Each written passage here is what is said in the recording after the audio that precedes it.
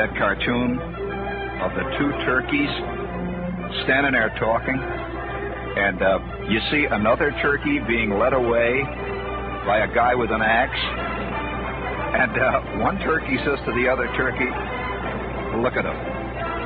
That's the way I hope I can go when my time comes, walking straight like a man. Oh, terrible.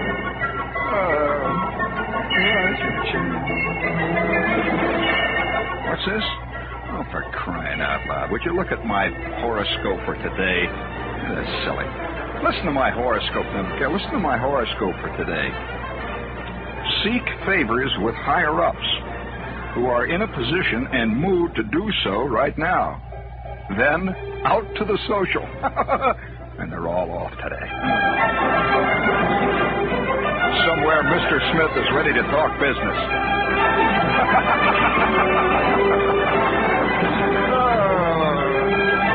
Yeah. Happy Thanksgiving to you. Happy Thanksgiving to you.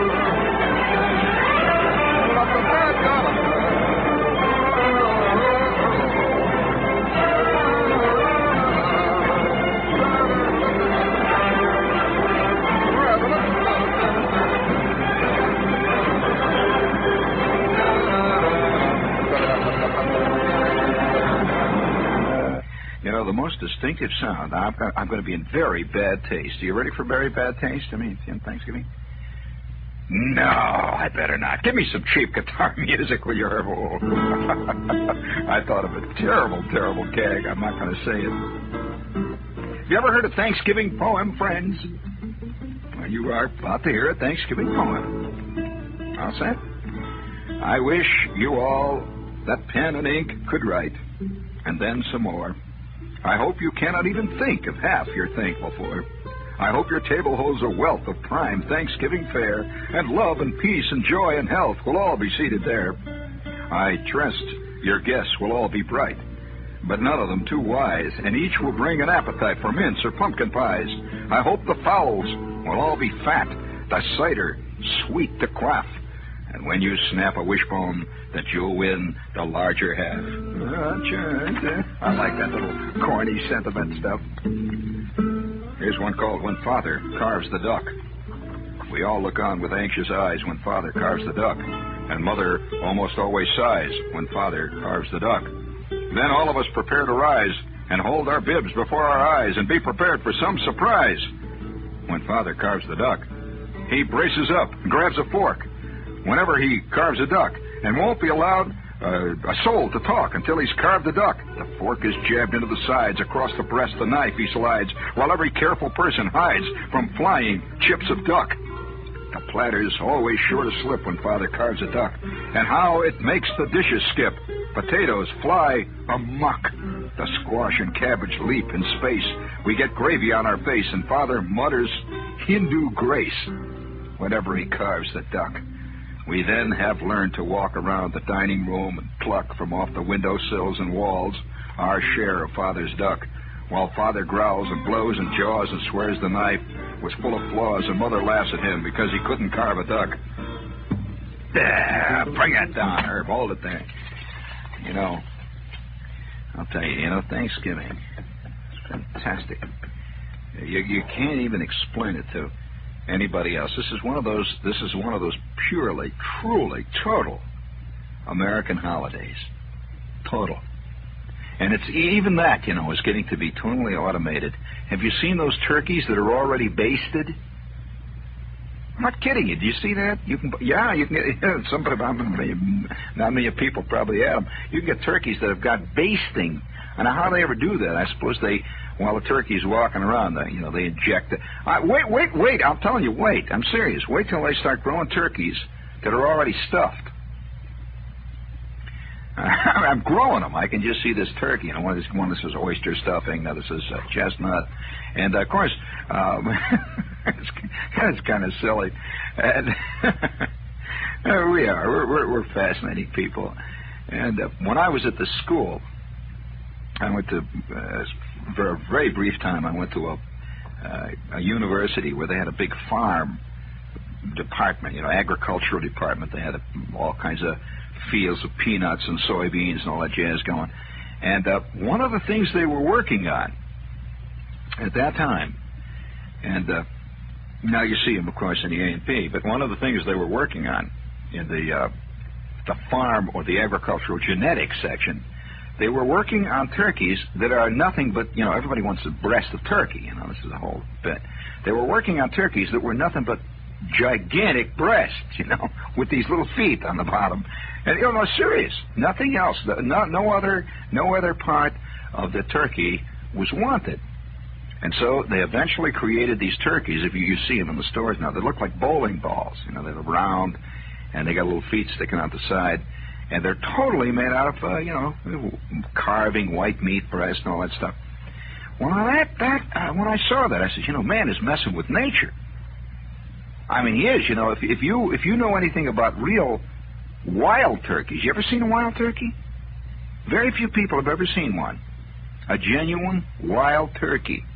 I mean, the reason that the turkey, you see, is the bird that we celebrate Thanksgiving about is because the turkey was the bird that the Pilgrims ran across. It was an American bird, and they had never seen a bird like. This is an American bird. It's one of the few genuine American birds, and you see them now in various places in the world.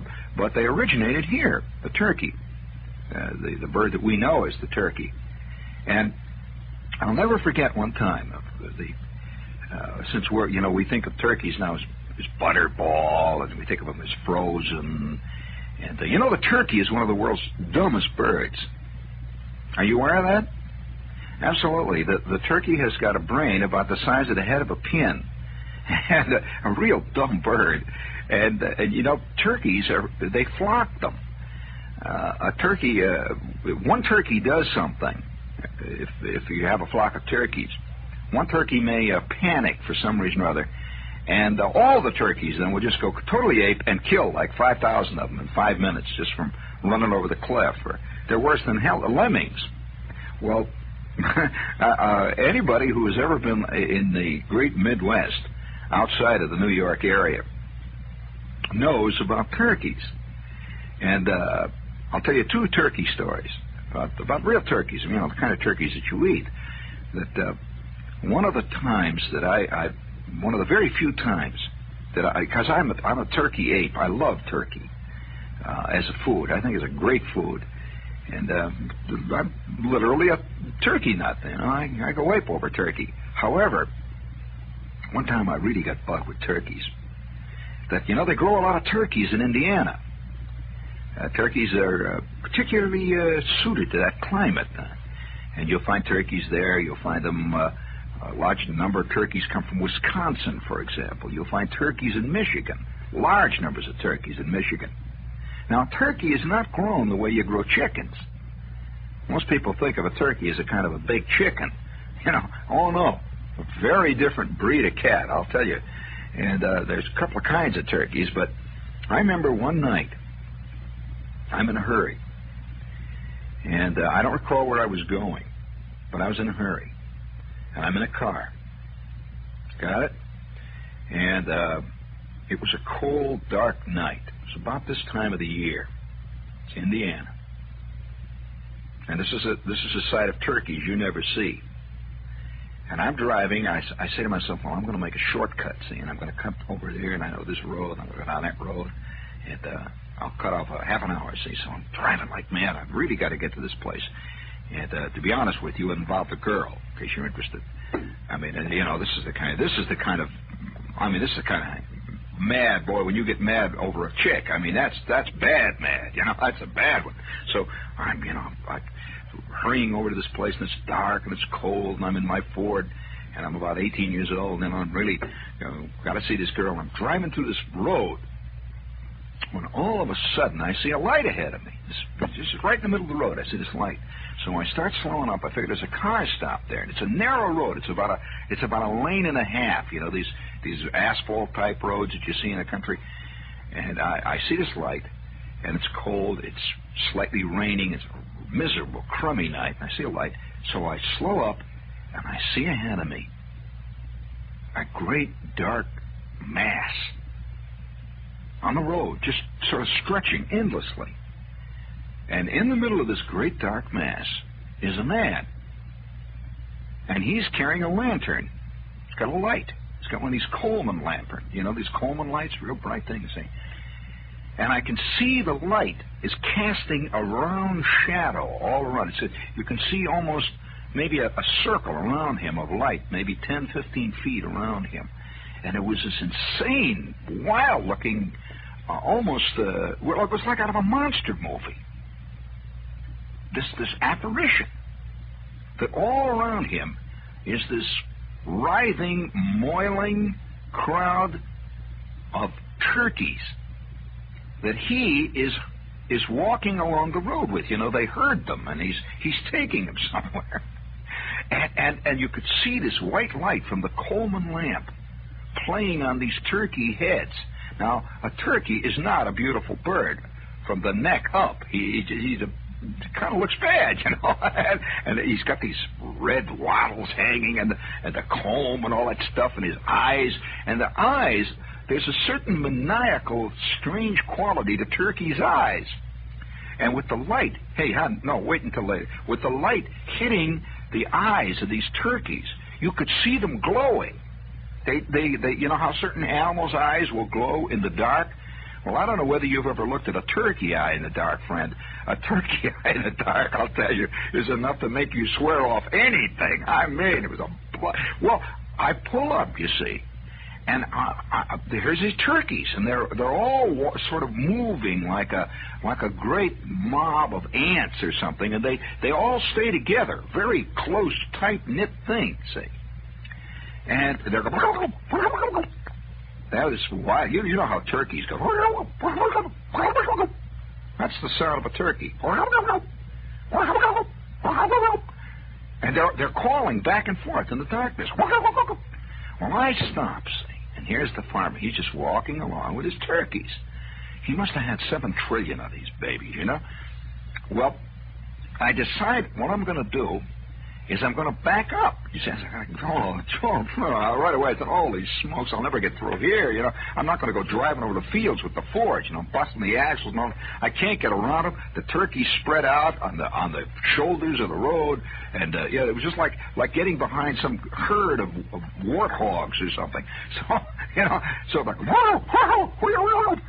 and I say, I'm going to turn around. Well, I see in my rearview mirror, I see another light. Well, I start backing up, and I hear somebody hollering. I hear this voice, oh! And I look out, I open the door, and I look back at me, and behind me is the beginning, like the avant-garde, of another herd of turkeys. Some other farmer, these 2 guys apparently are driving them down in 2 great big herds, and the guy has just joined the crowd, and there I am stuck. I am stuck between 2 herds of turkeys. Well, now, one thing about the turkey, friend, if you don't know anything about turkeys, you're going to learn something about turkeys. The turkey has a mind of his own. What there is of it, it's his own. And he just doesn't. If he doesn't want to move, he doesn't move. And if he wants to do anything, you know, he'll do it. And so these turkeys are walking ahead of me, and they do very leisurely. They mess around. One would stop, and as soon as one would stop, that would give the idea to the last 428 turkeys that it's stopping time. See, then they'd all stop.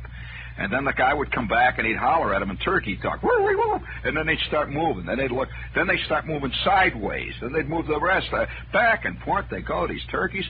And once in a while, one of the turkeys, you see, would a big tom turkey. You know, they had these fantastic tails occasionally. Now, they only open that tail.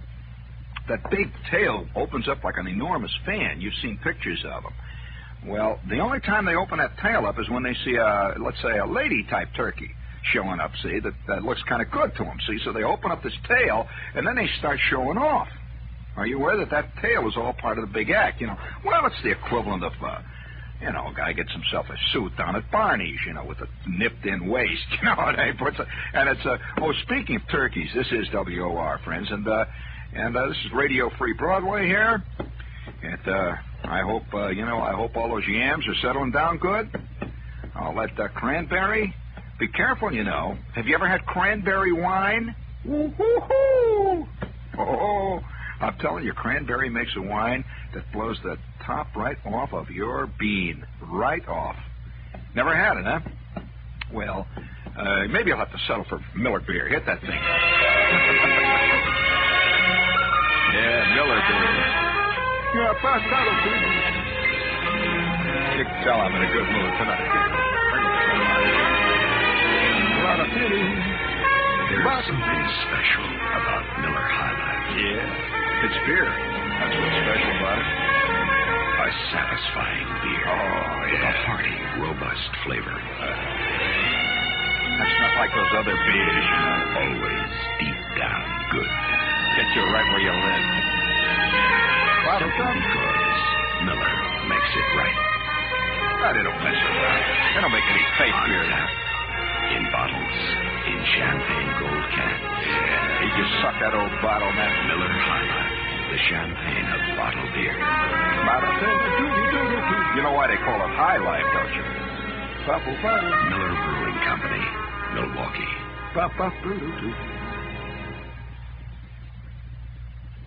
He faked me out. He said Miller, Milwaukee. He faked me out. He set it over to music. That phony. Can't trust nobody. But let's get our little commercials here done. I hate to talk about food today. I mean, stuff and all that stuff. But if you get, around Sunday, if you get a little tired of turkey leftovers, friends, and that's quite possible, I would like to suggest that you take Sunday brunch at the Great Shanghai. That's at Broadway at 103rd Street, a magnificent buffet, the most delicious Chinese food, Shanghai style, all you can eat for $2.50. By the way, speaking of Shanghai style, I want to salute the TV commercial. Have you seen that TV commercial? All right, I'll finish this one here first, and then we got to salute something here. Children under 4 feet tall are half price. So if you've got any 2.5-foot high kids, they can eat all they want for half price, $2.50. You could just have all the Chinese food, and it's from 11 o'clock in the morning all the way to 3 o'clock in the afternoon. It's Chinese brunch. $2.50. The Great Shanghai, and they are legendary. I'll tell you, there must be 17 generations of Columbia students have grown fat on the Great Shanghai's egg rolls. And that's Broadway at 103rd Street. And you'll get no trouble. It's the IRT comes right up next to the dishwashing machine there at the Great Shanghai. Hello, man. I'll tell you, I do the only show here that all the maintenance men at WOR dig. Have you noticed that? They keep wandering in and out. Although one of them mentioned the other day that he misses Fay Henley. But outside of that, speaking of commercials and food, I've got to salute whoever came up with that. They did it beautifully. What the heck? Now, and I know this is a bad thing to do, but I can't remember what product they were selling, which I suppose kills the whole idea of the commercial. Now, it's a commercial that you see. It's just come on the last couple of weeks, and it is a magnificent recreation of the Charlie Chan movies. Have you seen that? That's right. Exactly. It's the Volkswagen people. What a fantastic commercial they've got. I mean, it's really beautifully done. And there's a scene with Charlie Chan, and not only are they carrying the whole thing. It's not camp. They don't hulk it up, like the fake Lone Ranger and the fake Sergeant Preston. By the way, that's a funny commercial too. You mean to tell me you don't take pictures of your children in the winter? Put the cuffs on them. That was beautifully done. You and your little people. Have you seen that one? But I will say, watch for the VW commercial. When they take that, he's solving a crime. Now, if you have ever seen the Charlie Chan movies, you know that Charlie Chan always, in the end of all of his pictures, it was almost a ritual. And by the way, I'm a great Charlie Chan movie fan. I love those. No, I really do. I dig those, and I like the Mr. Moto pictures. But more than ever, I like Charlie Chan because there was such style about them. And in the end of every picture, he would say this: "Oh, number one son, please lock door. In this room, we have the mother up. We have here with us today, and now you, Mrs. Prentice. Where were you at 12:03 the Wednesday night that Mr. Bullard was strangled by the man-eating Venus flytrap?" And then you see the butler skulking around trying to get out of the room. You know that big scene where he tells how the crime occurred then? He says, "Oh, was very simple. As old Chinese proverb say, man who see will see. And I see now, man has dropped 45 caliber revolver into the fern plant. The fern plant, instead of being fern plant, was cleverly replaced by Mr. Prentice to become Venus flytrap. Venus flytrap, glass 45 revolver, and plug Mr. Bullard through the heart." And you see this guy saying, "Oh, no, you can't prove it." "Oh, so we cannot prove it. We have sworn testimony of Venus flytrap, who has confessed to crime." Bump, ba-dum, bump. Oh, what a beautiful commercial. And the scene, watch for it. I won't even tell you, because in 1:59 seconds, they do a whole Charlie Chan movie, really. And not only that, they carried it all the way through. Instead of making it in color, they make it in that washed-out black and white. The kind of film that the Monogram Pictures people bought from the Walgreens drugstore, wherever it is they got their film. And it was beautifully done, really. And they even went to the extent of, you know how Charlie Chan was always surrounded by the disgruntled sergeant from the police force who didn't solve the mystery? And that always was looking confused when Charlie Chan, "Inspector, you have failed to observe. Man who does not leave footprint is not man at all." And he says, "Jeez, I never thought of that, Chief." Oh, man. But, yeah, you know, this is all part of our life, so we might as well talk about our life. You know, you want to hear what happened? Oh, you want to hear the rest of the story, huh? About the turkeys? Oh, speaking of turkeys, before we do that, don't forget, friends, Christmas fund. Start anteing up now. Christmas is not far away. Send your dimes and nickels and quarters or $4,000 bills to Box 710, WOR, Children's Christmas Fund, Times Square Station, New York, New York. And that's right that we should be on a place called Times Square. Dum-da-dum-dum. I'm sorry, it's just one of those silly nights. Did you hear what I said on the Skitch Henderson show the other day? It was one of the worst puns I ever... have you noticed my brain is starting to get soft, Herb? I mean, for years, I hated people who made puns, and now I find myself making puns. And I said a terrible one the other day. I'm on the Skitch Henderson show, and I want to apologize to anybody who might have seen that. I'm embarrassed. I'm sitting on the Skitch Henderson show. Yeah, and Skitch, you know, he's sitting there with the beard wagging. He's a great guy. I enjoyed him, and we're talking about a little group. You know, there was a group on the show, Tip the Gaff, and we're sitting there talking away, and Henderson is saying this little group of theater people who were doing a little sketch on the show. He says, I used to do a lot of sketches like that on the old Tonight Show. And I turned to him, and I must admit, I'm apologizing. If Skitch Henderson says anyway, I'm apologizing. I turned to him, and I says, well, of course, we all know that's how you got your nickname.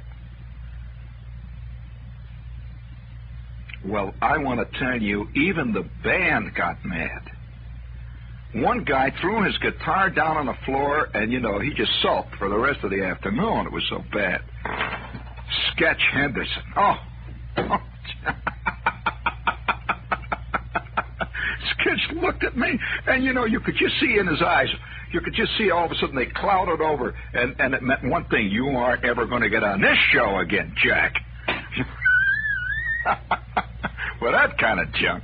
Well, nevertheless, you see, you get involved. You know, life is a tough scene. You know, you struggle and you fight against. Oh, you want to hear the rest of it about the turkeys? Oh, all right. We'll continue our turkey. Well, I tell you, I want to tell you this. You know, this chick is waiting for me in the next town, and ahead of me, you know, here's this mob of 4,000 angry bugs walking around turkeys, and they loiter. I mean, there's nothing like a turkey for loitering. You know, they just don't seem to have any purpose in life. They mess around, and one of these big turkeys, he's got the big tail all opened up like a big fan, and he spots a fantastic chick turkey on the other side, and you know, yelling and hollering, and all the other turkeys run over there, and then they go back again, and then he lowers his fan. There I'm sitting behind, and in the rearview mirror, I see this other crowd of turkeys coming up, and the guy's yelling. He says, "Don't back up! Watch out, Mac! What do you think you're doing?" Well, I sat there, and these turkeys that were coming up behind, it must have been like the Red Sea party. These turkeys coming up behind sort of just went all around the car. You know, they just like a great big river. And I started to edge forward, you see, following the other turkeys ahead of me. Well, you know, I'm not going to stay here all night. And before I knew what happened, I am in the middle of a gigantic turkey flock. And they're behind me, they're on my left side, they're on my right side, they're ahead of me, and we're moving down this country road, and I would say roughly about, maybe 6 or 7 feet an hour.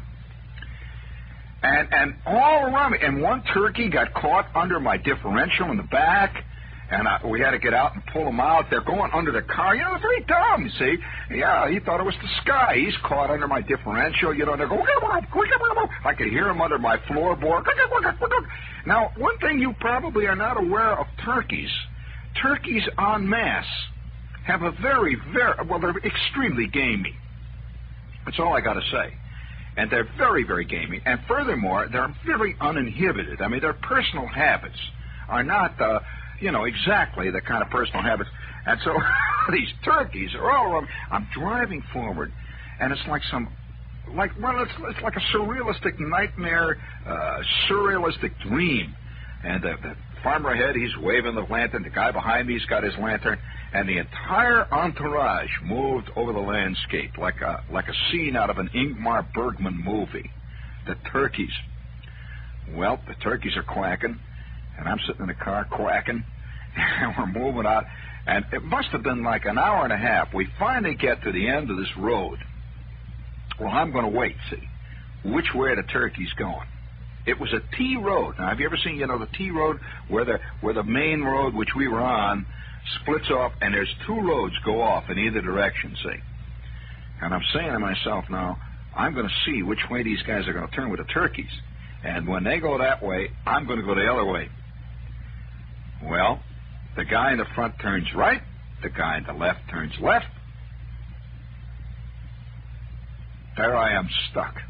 2 flocks of turkeys. One crowd is going east, the other crowd is going west. I got my choice. It's either that or drive over a pumpkin field, which was straight ahead. Well, I drove up behind this turkey guy. I was so bugged. I'm all dressed up. It's been like an hour and a half behind these crummy turkeys. I got so bugged, I did something which even to this day, I'm sorry for doing it. I came right up behind them, and all these turkeys are walking along, with a funny look on their face, and their bills are going, and their eyeballs are spinning. They're going, I drove right up behind them, and I put my hand on the horn, and I went, wah! Well, I'll tell you, friends, have you ever hollered fire in the middle of the Saturday night feature down at the Bijou with everybody sitting there? These turkeys blew their cork. The air is full of turkeys. They flop their wings. And they're landing on the top of the Ford. They're on my hood. And they're all, I see this guy running around. He's got his lantern, and he's hollering. And if you've ever heard a farmer swear, friends, I'll tell you, they know languages that stevedores don't know. Because, you see, they're with the barnyard. They know a lot of stuff. So he's running around. These turkeys, it's like a gigantic rain of turkeys. They're landing on the car. Well, I sat there. I really blew it. I really blew it this time. And these turkeys were so bucked they wouldn't move. They're sitting on the fenders. They're sitting on the running board. There's one turkey in the back seat crying. They're all up in the air. I sat there. Holy God, these turkeys. What am I going to do? And the guy looks in, and he says, well, all right, wise guy. Now look what you done did. We're going to sit here all night till them damn turkeys decide they're going to start moving again, and you know what happens? Them turkeys, when they get scared, they just won't move. Dum-da-dum-bum. I said, well, I was trying to turn around, and my elbow hit the horn. It don't get me out of that. And this turkey is just sitting there on the hood looking into the window at me. He's looking right into the windshield, seeing the big, fat, 47-pound turkey. You could see he's lost 10 years of his age, His feathers are turning white, because of the horn. And we sit there. And the turkeys wouldn't move. They just sat. I don't think I ever told this story. It's a true story. The turkeys they just didn't move. The turkeys were so bugged that they sat, and once in a while one would look up, go, go, go, go, go, go. He's scared. Go, go, go, go, go. If you think Chicken Little was afraid of the sky falling, friends, you don't know what a turkey's like. I'll tell you, a turkey is not only afraid the sky is falling, he is totally convinced it's just hit him. All the time. They're scared, When we sat there for about 15 minutes, and this farmer's walking around chewing mail pouch and spitting and bugged. He's got his lantern going, and finally, one by one, the turkeys start walking off the hood, and they're looking around, it's looking a little scared. They start getting down the road, and they start falling into company formation. Once again, see. Well, I don't have to tell you. We walked down that road. Me, my Ford, the scared turkeys, the farmer spitting into the ditch. We went maybe 200 or 300 yards. He comes to the farmhouse, and the turkeys all turn off left. Off they go. And I put the car in first very, very carefully, to get out of there, and I moved on down the road. The car, it smelled with a smell that to the day I got rid of that car, never fully was expunged. It's very ripe port I sold. It's got, I don't know how to say this delicately, but turkeys, when they're afraid, friends, fear acts on a turkey the way that marvelous product that tastes just like Swiss chocolate acts on a 9-year-old kid after he's eaten 2 packages of it, Well, I got my electric blue sport coat on. The car is covered with a thick coating, and just been a bad night, see, all the way down the lines. Well, I finally got to the next town. I'll never forget this girl's name. Her name was Patty, and she worked in a drugstore. And Patty was off her job about 7 o'clock. I'm showing up about 10, see. And I drive up in front of the drugstore. One of these drugstores that stay up until midnight. See, her shift has been over, and she's sitting up there at the counter, waiting. And I walk in. I said, Patty, you won't believe this. And she looked at me with those 2 cold blue eyes. She says, that's probably true. I said, but, Patty, I got... Well, Patty, come on up to the car and we'll talk. I got an inspiration, see. Well, we left Fifield's drugstore. We went out, and in front of Fifield's drugstore was my car. My car looking like a chicken coop with wheels. I said, Patty, now I was going to tell you the truth, and I'm going to tell you the truth. I got trapped by 7,550 turkeys. And she looked at my car. The feathers are still falling off. And 3 turkeys have sat on my shoulder, during the melee. She looked at me. She said, you are a slob. I said, I'm a slob. The turkeys. I didn't do it.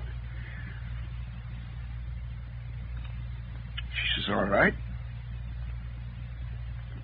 Let's go. It's date time.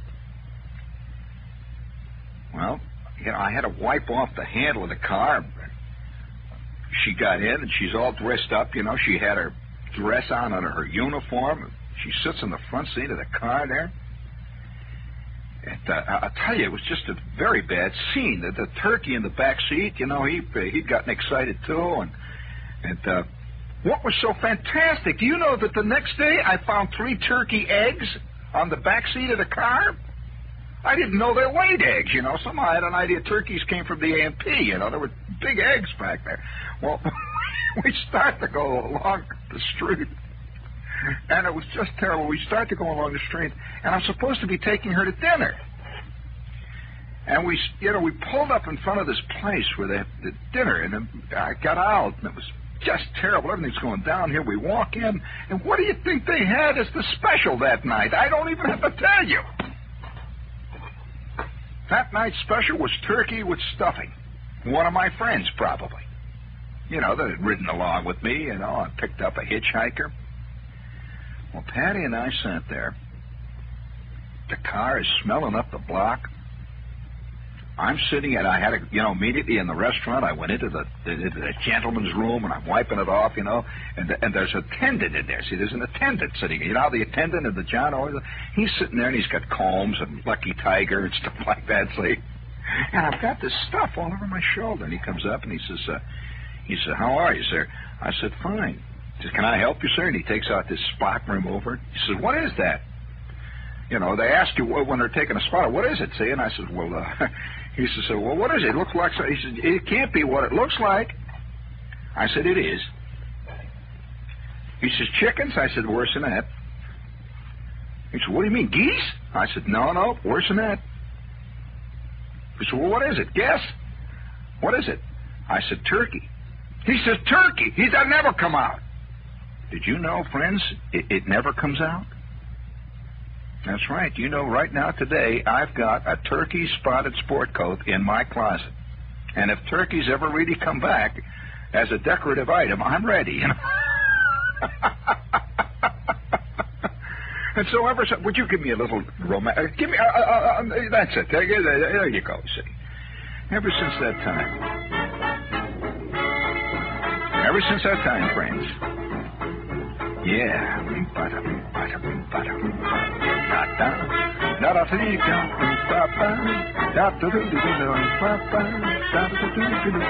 Chicken croquettes. Yeah. Turkey meatballs. That's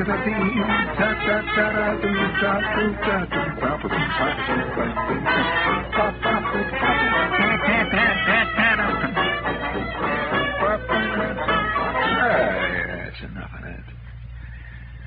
Ever since that time, turkeys have not seemed to. You can get too intimate. You know what they say? Familiarity breeds contempt. And it certainly does. I don't think I'm respected by a turkey anywhere in the Midwestern states these days. But, speaking of turkeys, you want to hear another turkey story? That's a true story, that fantastic scene. I don't think I ever told that. I mean, you can see why. Some things you just don't talk about, even if they're funny. In fact, the funniest things you never mention. But one time, I will tell you, I'm not a hunter. I mean, I've never gone hunting for stuff. Ever since I was a kid, I've had trouble with friends of mine who love to go hunting. I try to pretend like I'm enthused, when some guy brings in this little bird that he shot, with $7,000 worth of shotgun. He got a little bird. Well, one time, yeah, think about it for a minute, I mean, you got 7 stories of Abercrombie and Fitch, all aimed at this one poor little bird sitting on the telephone wires, But nevertheless, one of the wildest moments I ever had with turkeys, friends. And I got euchred into it. You always get these invitations around Thanksgiving saying, I'm free, 21, walking around. And I was working with a guy one time. This was right after I got out of college, and I'm working in this radio station and television station in Cincinnati.